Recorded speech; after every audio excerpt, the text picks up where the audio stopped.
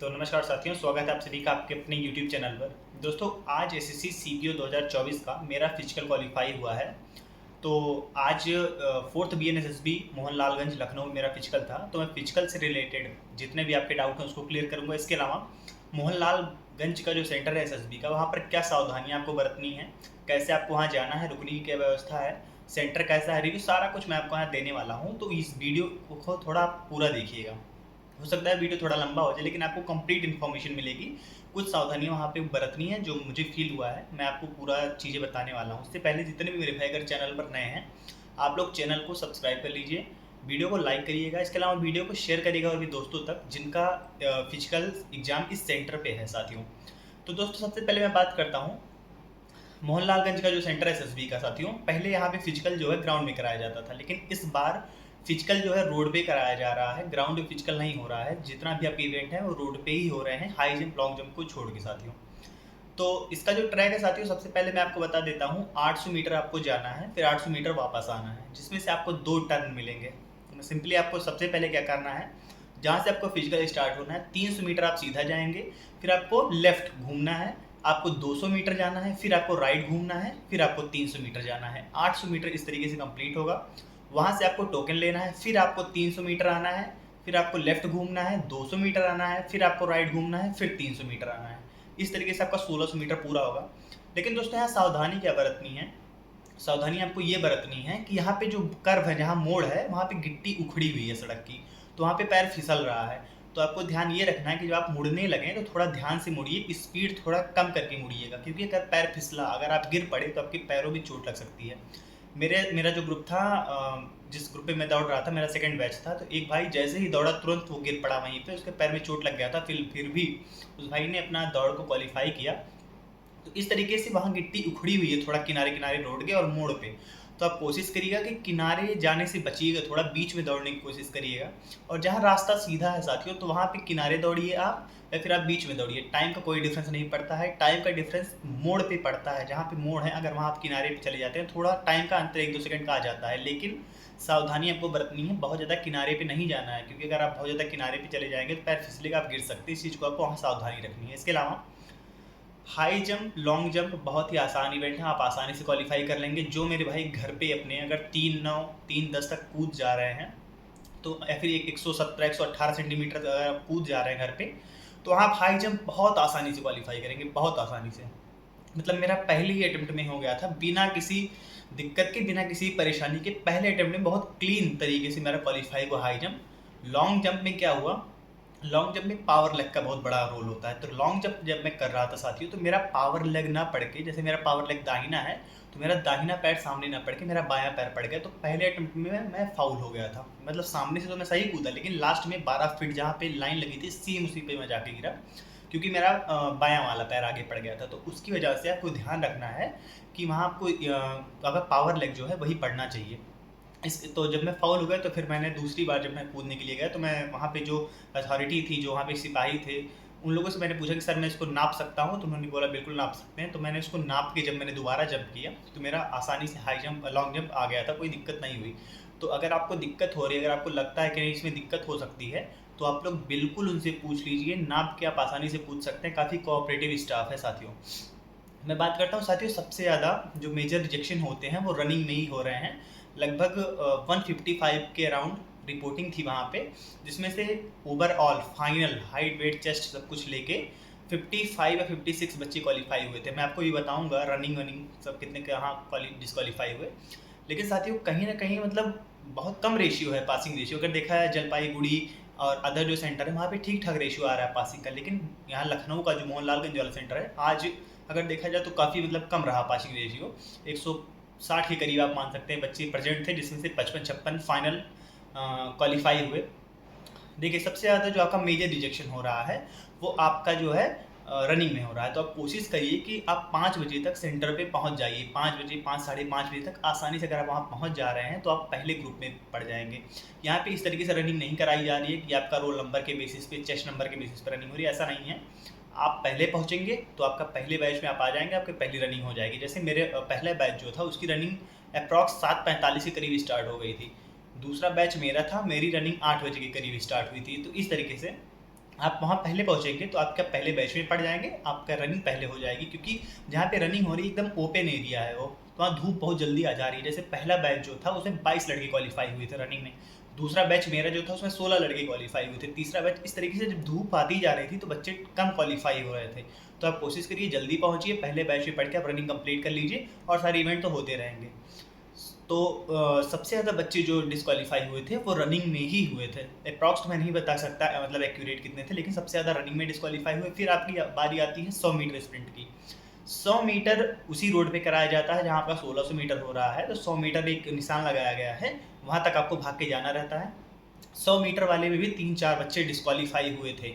तो ये चीज़ें आपको ध्यान रखनी है, किसी भी इवेंट को आपको हल्के में नहीं लेना है, क्योंकि एक एक इवेंट जो इसमें हो रहे हैं इसमें बहुत ज़्यादा बच्चे डिस्क्वालीफाई होते हैं, तो किसी को भी हल्के में नहीं लेना है। 100 मीटर में 3-4 बच्चे डिस्क्वालीफाई हुए। इसके बाद हम लोगों को वहाँ से ले जाया गया ग्रुप सेंटर के अंदर, जहाँ पे हमारा हाई जंप लॉन्ग जंप कराया गया। तो हाई जंप लॉन्ग जंप में पहले चांस में तो कम से कम 20-20 बच्चे डिस्क्वालीफाई हुए थे, फाउल हो गए थे। लेकिन जब दोबारा चांस मिला तो मैं भी पहले डिस्क्वालीफाई था, लेकिन दोबारा जब मिला मौका तो उसमें लगभग सारे बच्चे क्वालीफाई हो गए, 1-2 को छोड़ के। तो हाई जंप और लॉन्ग जंप को मिला के कुल मिला के 7-8 बच्चे डिस्क्वालीफाई हुए रहे होंगे।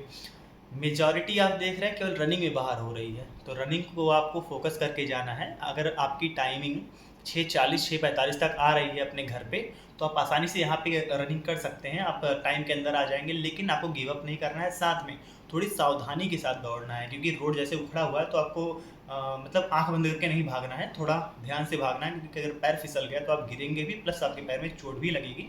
तो अगर आप आसानी से ध्यान से भागते हैं तो बिल्कुल रनिंग क्वालिफाई कर ले जाएंगे, कोई दिक्कत नहीं है। अच्छा सेंटर है और कोऑपरेटिव स्टाफ भी है साथियों। अब हम बात करते हैं साथियों, जो हाई जंप है, हाई जंप के लिए बहुत ज़्यादा फोबिया बच्चों के दिमाग में है कि पता नहीं कैसा हाई जंप 3:11 लगाते हैं कि 3:9 लगाते हैं।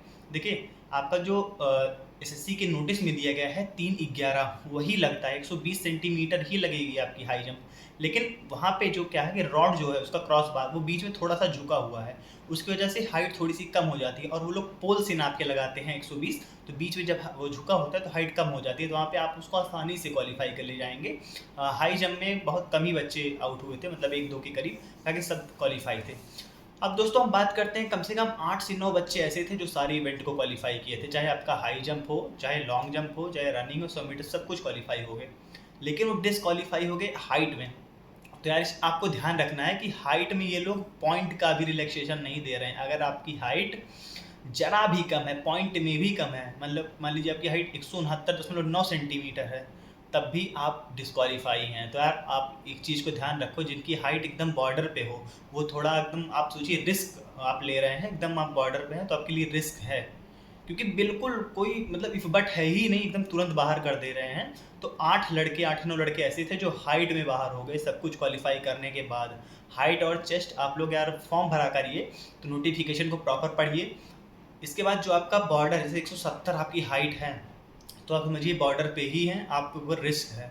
मतलब 171 171 जो हैं वो थोड़ा सेफ आप खुद को मान सकते हैं, बाकी 172 प्लस आप अगर हैं तो बिल्कुल सेफ हैं आप।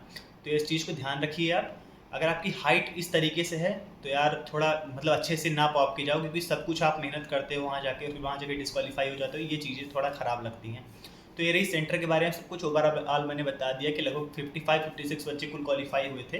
तो इस तरीके से वहाँ का रेशियो रहा। अब दोस्तों मैं बात करता हूँ कि आपको आपको पहुँचना कैसे है। सिंपली आप 4th BNSSB मोहनलालगंज जब आप डालेंगे गूगल मैप पे, तो आपको रास्ता दिखा देगा आप जहाँ से भी रहेंगे।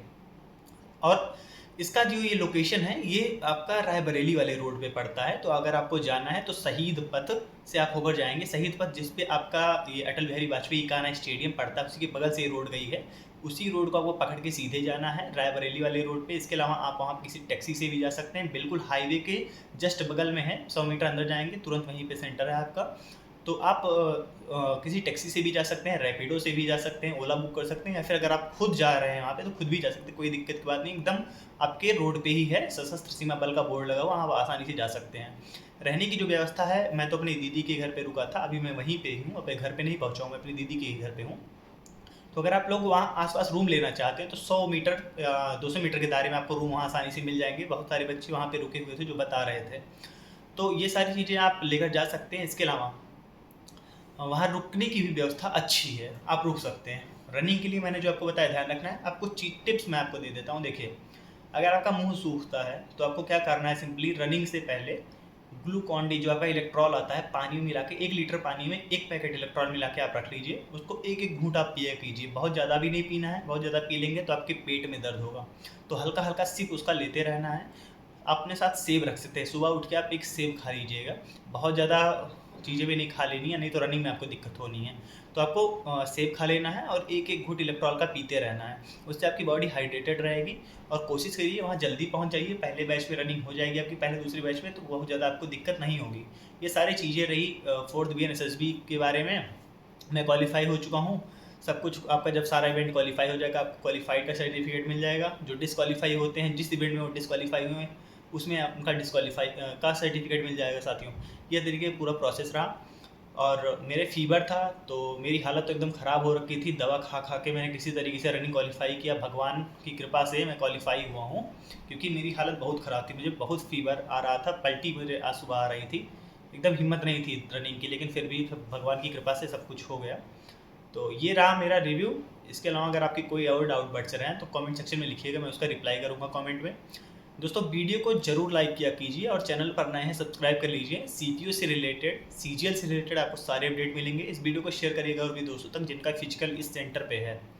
तो वीडियो को लाइक ज़रूर करिएगा, चैनल को सब्सक्राइब करिएगा, और जो कमेंट बच रहे हैं कमेंट सेक्शन में ज़रूर लिखिएगा, मैं सारे डाउट आपके क्लियर करूँगा। फिर मिलता है कि नई वीडियो में, तब तक के लिए जय हिंद।